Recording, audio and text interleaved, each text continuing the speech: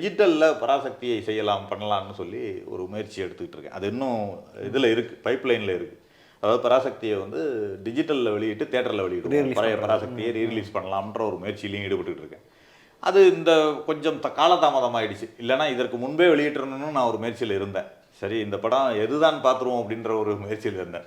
ரெண்டாவது அதில் ஒரு தயக்கம் என்னன்னாக்க, இந்த நேரத்தில் அந்த படத்தை ரீரிலீஸ் பண்ணுறதுக்கும் தேட்டர் கொடுப்பாங்களா, ஏன்னா இந்த பராசக்தி வெளியிடும் நேரத்தில் போய் அதுக்கு தேட்டர் கொடுப்பாங்களா அப்படிங்கிற ஒரு சந்தேகம் இருந்ததுனால, கொஞ்சம் தயக்கம் இருந்ததுனால கொஞ்சம் தள்ளி வைக்கப்பட்டிருக்கு. அந்த முயற்சியும் இருக்கிறது. இந்த பராசக்தி வந்த பிறகு, அதாவது டூப்ளிகேட் பராசக்தி வந்து பண்ணுற பிறகு ஒரிஜினல் பராசக்தி டிஜிட்டல் முறையில் தியேட்டர்களில் வெளியிடப்படும். கண்டிப்பாக அது பிளான் பண்ணிட்டு இருக்கோம், நடந்து கொண்டு இருக்குது. பிளான் பண்ணி அதற்கான முயற்சிகள் அவர் வேலூர் ஒரு நேஷனல் பிக்சர்ஸ் மூலமாகவே அவர்களே வெளியிடுது மாதிரி. ஏன்னா அவர்கள் தான் வெளியிட முடியும், அவர்கள்ட்ட தான் ரைட்ஸ் இருக்கு.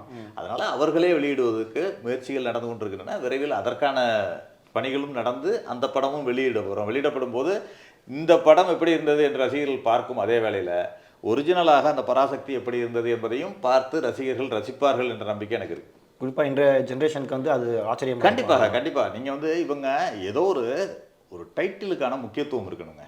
நீங்கள் பராசக்தின்னு அப்போ எதுக்கு வச்சாங்கன்னு சொன்னாக்க, அந்த காலகட்டம், அந்த திராவிட இயக்கங்கள் வளர்ந்த காலகட்டம், அதில் பேசக்கூடிய வசனங்கள் இதெல்லாம் வந்து அந்த பராசக்தின்ற டைட்டிலுக்கு ஒத்து இருந்துச்சு. ஆனால் இன்றைக்கு இவர்கள் சொல்கின்ற கதைக்களம் என்பது வந்து இந்திய எதிர்ப்பு போராட்டம்னு சொல்கிறாங்க. அதற்கும் பராசக்திக்கும் என்ன சம்பந்தம்னு எனக்கு தெரியல. ஆக இவர்கள் அந்த டைட்டில், ஏற்கனவே ஒரு டைட்டில் வந்து நல்ல மக்கள் மனசில் பிரபலமாக இருக்கிற ஒரு டைட்டிலை வச்சு அதில் இவங்க கதையை புகுத்துறப்ப அந்த டைட்டில் வந்து திருடப்பட்டது.